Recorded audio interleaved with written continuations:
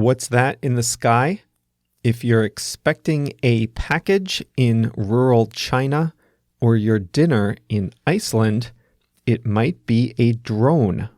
Welcome to Plain English, the podcast that goes at the right speed for English language learners. Listen now and read the transcript online at plainenglish.com. Now, here's Jeff, your host for today's episode. The prospect of drone delivery has been out there since late 2016, when both Amazon and Domino's both made deliveries by drone. But progress has been slow. So what's the holdup? What's keeping us from enjoying a future full of drone deliveries? Those are the questions we're going to explore on today's Plain English. Before we do that, let me say, as always, thanks for joining us. Welcome to the program. I'm Jeff. The producer of Plain English is JR. He's the one that makes it sound so great.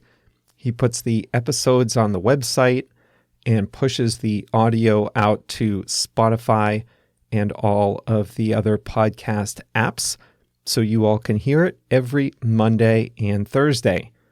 Without JR, I'd just be talking to myself, kind of like I do every other day of the week. I mentioned the website. You can find the transcript of today's episode at plainenglish.com/123, since today is episode number 123. plainenglish.com/123. Translations are available for the hardest English words, and they go from English to Portuguese, Japanese, Italian, Spanish, French, and Chinese. When you are looking at the transcript, just hover your mouse over the highlighted words, and instantly, the translation in your language appears. Just go to plainenglish.com/123 to check that out. Well, I was tempted to write a whole new episode on Brexit, but we've done at least 2 episodes lately on that subject, so not for this week. But you may have seen that the British Parliament rejected the compromise between Prime Minister Theresa May and the EU. It's January 24th today, and Britain is scheduled to leave the EU on March 29th. 9 weeks away, and they have no plan. Either they leave with no deal, or they try to get an extension from the EU. If you've listened to my previous Brexit episodes, you know that I think they should have another vote. Time is running out, though. The cover of a magazine in London called this the mother of all messes, and that pretty much sums it up. If this topic interests you, you can listen to our previous episodes, which are episode 113, episode 105, and episode 80.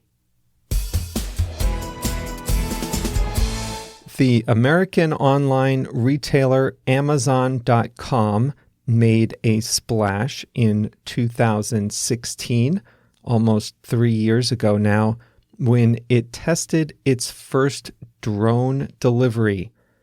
Domino's Pizza delivered the first ever pizza by drone in New Zealand in the same year.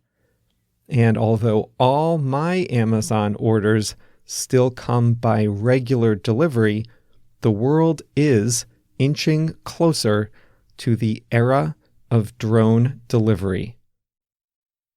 Drone delivery has a lot of promise.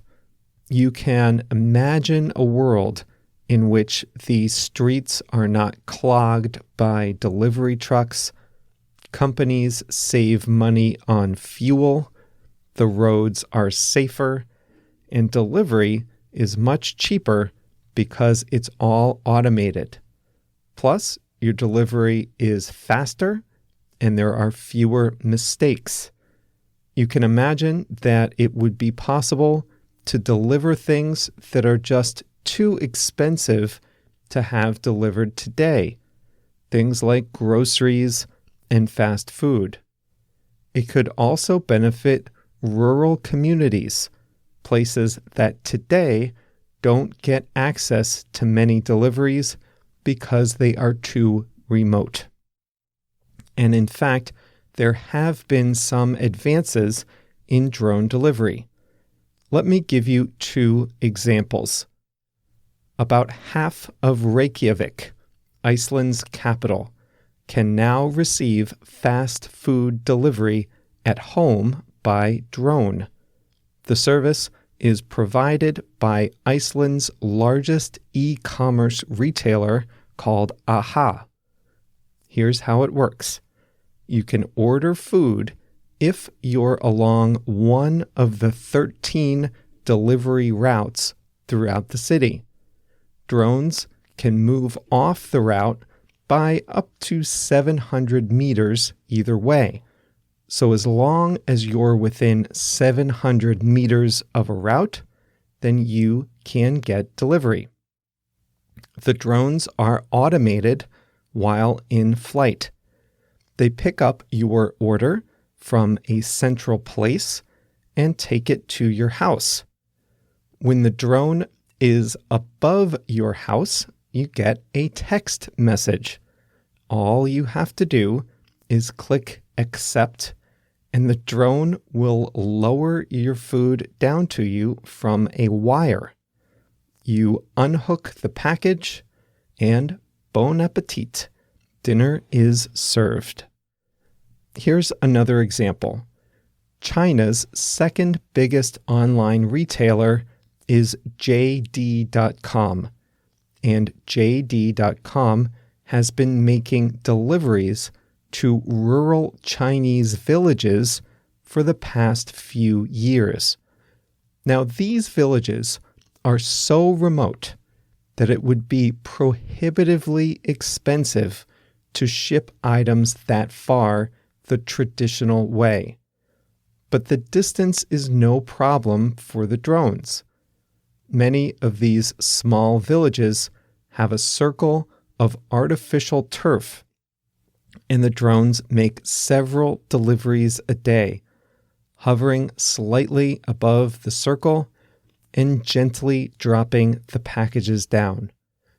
A local representative of JD.com picks up the package and delivers it the last mile to the customer, often using the occasion to show the customer more about how to order drone deliveries.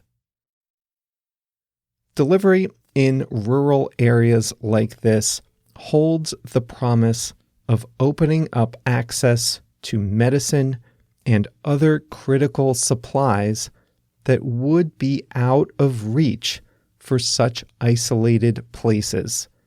And over 600 million people live in rural areas in China.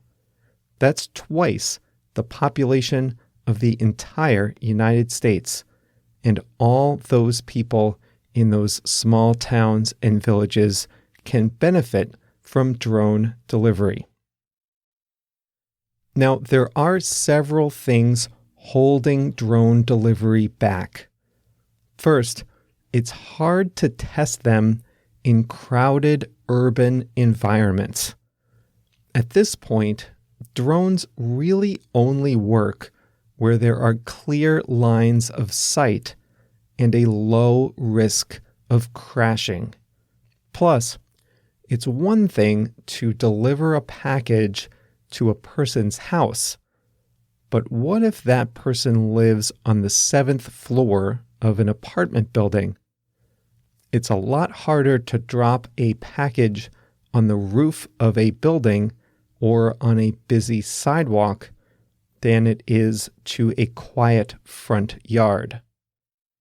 Unfortunately, though, when new technology is introduced, it's usually people with a lot of money who can shell out for expensive new technology.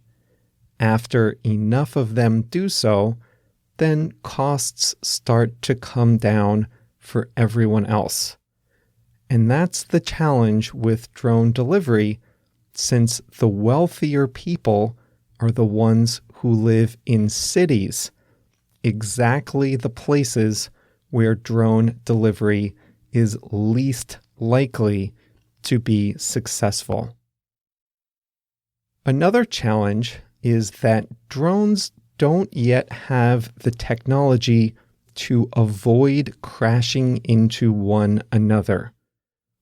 If routes in the air get busier, then drones need to be able to see what's around them and avoid a crash, kind of like what self-driving cars have to do today.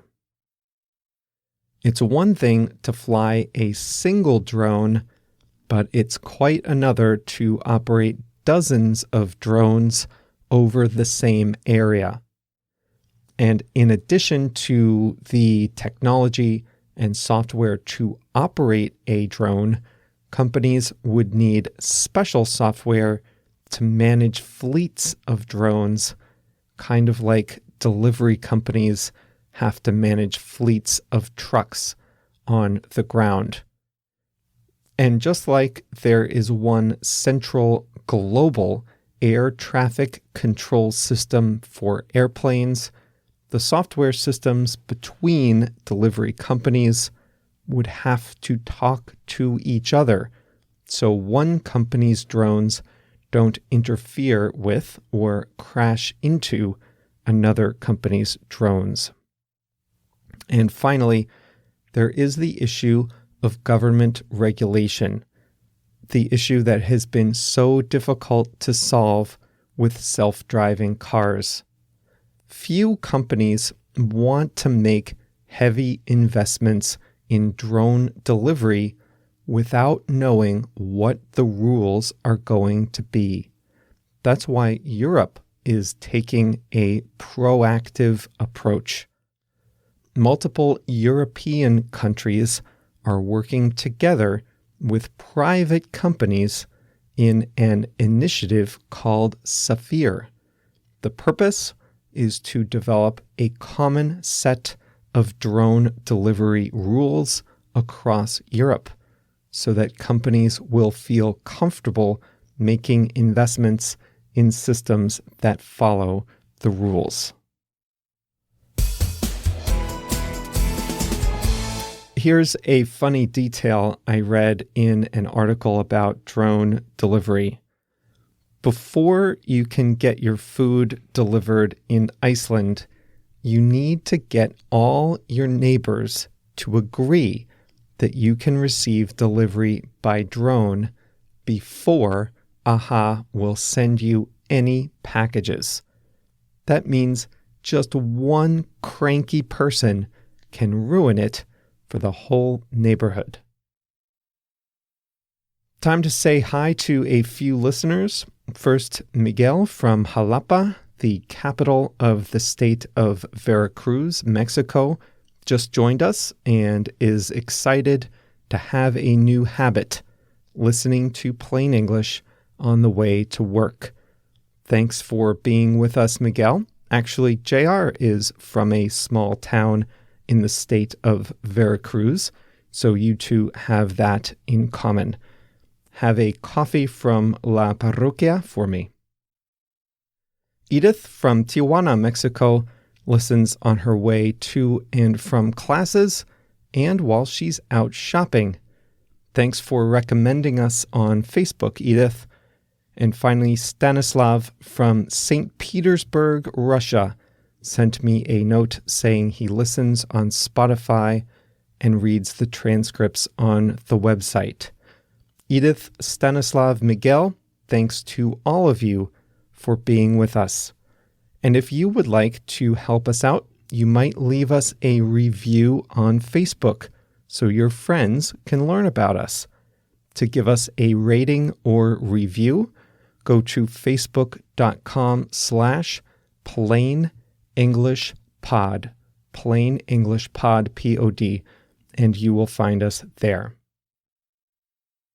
All right, this is a good expression this week, to inch closer. An inch is about 2.5 centimeters, and to inch closer or to inch forward is to move at a very slow pace. The world is inching closer to the era of drone delivery. That's what you heard earlier. And that means little by little, the world is getting closer to having drone deliveries. There are a lot of problems yet to be solved. This is not one of those technologies that develops really fast. That's why I say they are inching closer. I'm writing this on a Saturday, and as I write this, Donald Trump and his political adversaries in Congress are inching closer to a budget deal that would reopen the U.S. government. If you've been following the news, well, I'm sorry. If you haven't been following this news, the president and Congress have been fighting with each other over the past month or so about the budget, and as a result, the U.S. government has no budget, and a lot of government agencies are shut down while they fight it out. But the two sides are inching closer to a deal. Nothing dramatic, but by the time you hear this, maybe they will have reached a deal. But as of today, they are still inching closer. Each side is giving just a little bit of ground, and it seems ever so slightly more likely that a deal will be struck. The two sides are inching closer to a deal. Have you ever been stuck in a major traffic jam? Maybe you're stuck in a traffic jam right now as you're listening. If so, you might be just inching along the highway. If you're just inching forward or inching along, you're going very slowly, inch by inch, little by little. Somehow that's how I think my Spanish is going sometimes, just inch by inch toward fluency. Or maybe it's getting worse inch by inch, I'm not sure. I was talking to JR last weekend in Spanish, and I forgot a few very simple words. Yikes. I better hit the books, right? All right, thanks again once again for being with us. JR and I enjoy getting your notes, reading your reviews on Facebook, and learning about your lives and how English and this program fit into your daily routine. Don't be a stranger, and if you're not on our email list yet, make sure you do that. Join us at plainenglish.com/mail, M-A-I-L. We'll be back with another regular episode on Monday. We're going to do something a little different on Monday. Not too different, just a new type of topic. So I'll leave you with that cliffhanger for now, and make sure to join us again on Monday.